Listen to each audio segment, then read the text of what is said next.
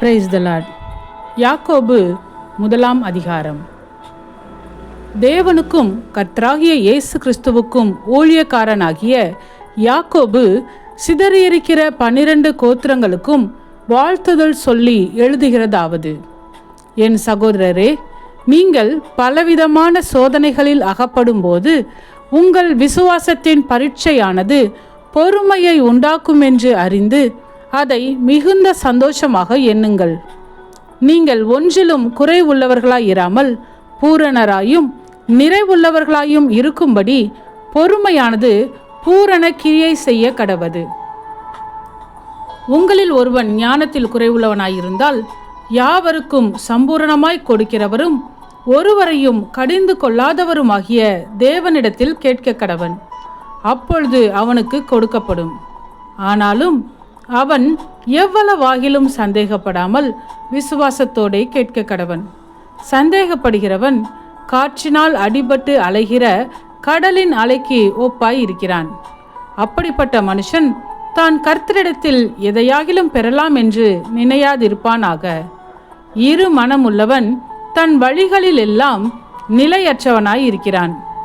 தாழ்ந்த சகோதரன் தான் உயர்த்தப்பட்டதை குறித்து மேன்மை பாராட்ட கடவன்.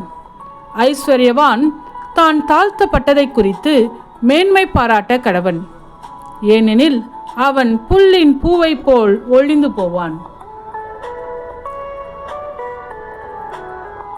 சூரியன் கடும் வெயிலுடன் உதித்து புல்லை உலர்த்தும் போது அதன் பூ உதிர்ந்து அதன் அழகான வடிவு அழிந்து போம்.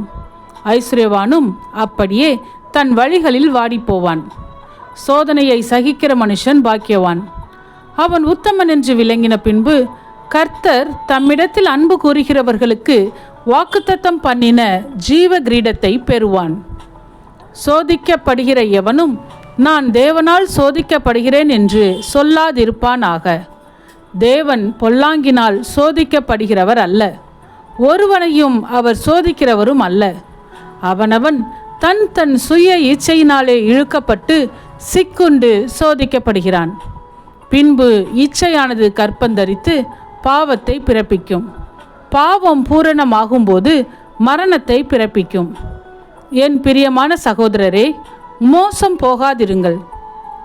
நன்மையான எந்த ஈவும் பூரணமான எந்த வரமும் பரத்திலிருந்து உண்டாகி ஜோதிகளின் பிதாவினிடத்திலிருந்து இறங்கி வருகிறது. அவரிடத்தில் யாதொரு மாறுதலும் யாதொரு வேற்றுமையின் நிழலும் இல்லை.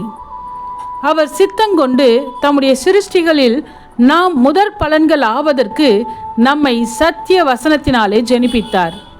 ஆகையால் என் பிரியமான சகோதரரே, யாவரும் கேட்கிறதற்கு தீவிரமாயும் பேசுகிறதற்கு பொறுமையாயும் கோபிக்கிறதற்கு தாமதமாயும் இருக்க கடவர்கள்.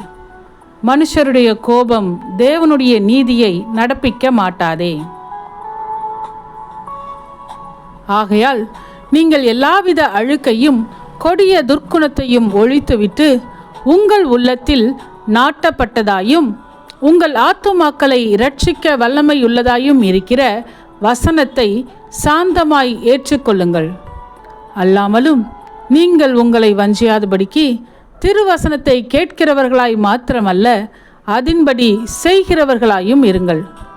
எண்ணத்தினாலெனில் ஒருவன் திருவசனத்தை கேட்டும் அதன்படி செய்யாதவனானால் கண்ணாடியிலே தன் சுபாவ முகத்தை பார்க்கிற மனுஷனுக்கு ஒப்பாயிருப்பான். அவன் தன்னைத்தானே பார்த்து அவ்விடம் விட்டு போன உடனே தன் சாயல் இன்னதென்பதை மறந்து விடுவான். சுயாதீன பிரமாணமாகிய பூரண பிரமாணத்தை உற்று பார்த்து அதிலே நிலைத்திருக்கிறவனே, கேட்கிறதை மறக்கிறவனாய் இராமல் அதற்கேற்ற கிரியை செய்கிறவனாயிருந்து தன் செய்கையில் பாக்கியவானாய் இருப்பான். உங்களில் ஒருவன் தன் நாவை அடக்காமல் தன் இருதயத்தை வஞ்சித்து தன்னை தேவ பக்தி உள்ளவனென்று எண்ணினால் அவனுடைய தேவ பக்தி வீணாய் இருக்கும்.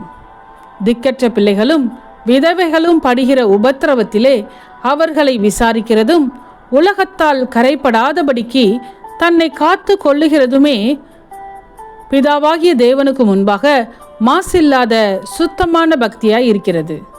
ஆமென். சத்தியத்தையும் அறிவீர்கள், சத்தியம் உங்களை விடுதலையாக்கும்.